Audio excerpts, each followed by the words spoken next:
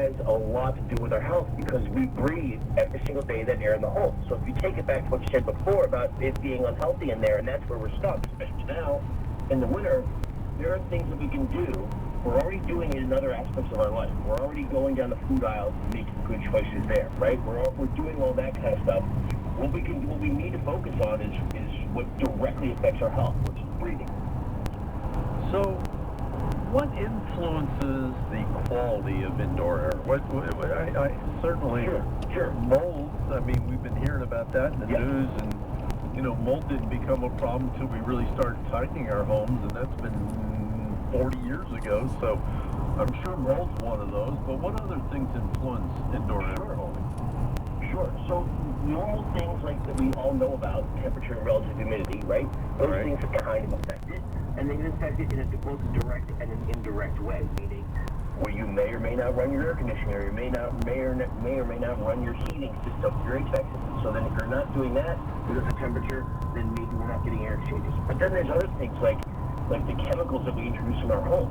Everything from what, many people may not use hairspray anymore, but any sort of chemicals that we introduce in our home, big ones are what we use to clean our house, ironically enough, right? So if you're spraying things, that stuff will maybe land on the floors of the counters where you want it, but if you're spraying things, where does that have to go? Where's that going, right? And you made a reference to tightening up our homes, we're going to walk in the house and bring muddy shoes in the house. We're going to bring our animals in. We're going to cough. We're going to sneeze. We're going to cook something that's going to create all kinds of moisture off the stove.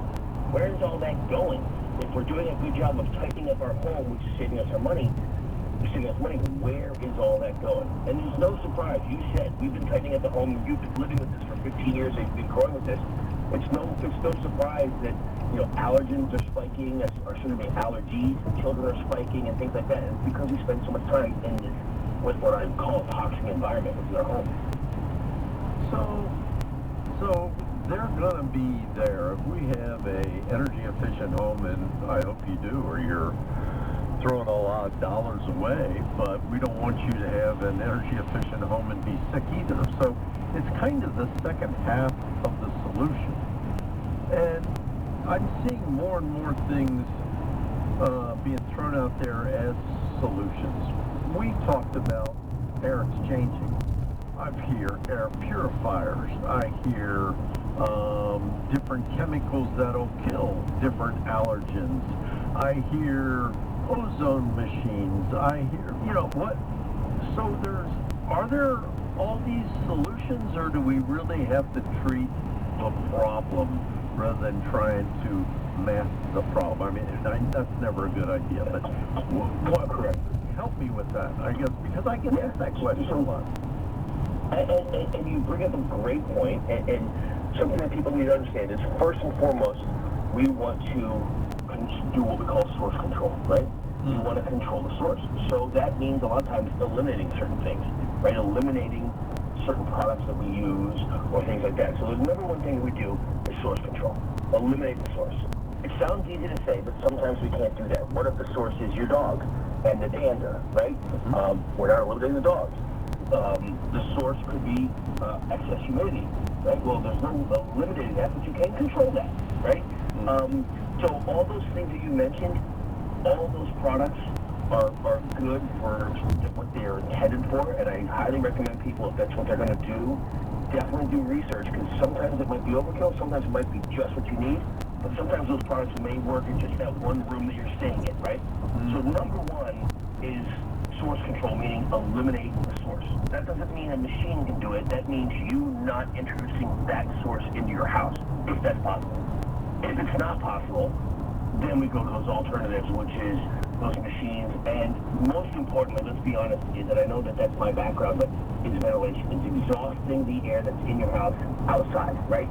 You can buy every machine you want for every. You can have a ozone machine. You can have an ion generation machine. You can have all kinds of. But let's just get the air that's in your house, take it outside where it gets diluted, and bring in fresh air. That's the best way to do it all.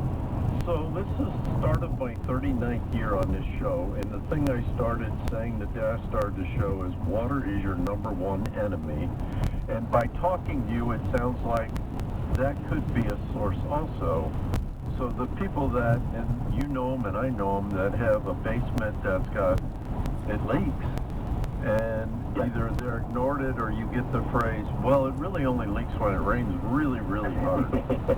But there's water in basements and crawl spaces without heavy rain. I mean, you can't even see water that's in your basement.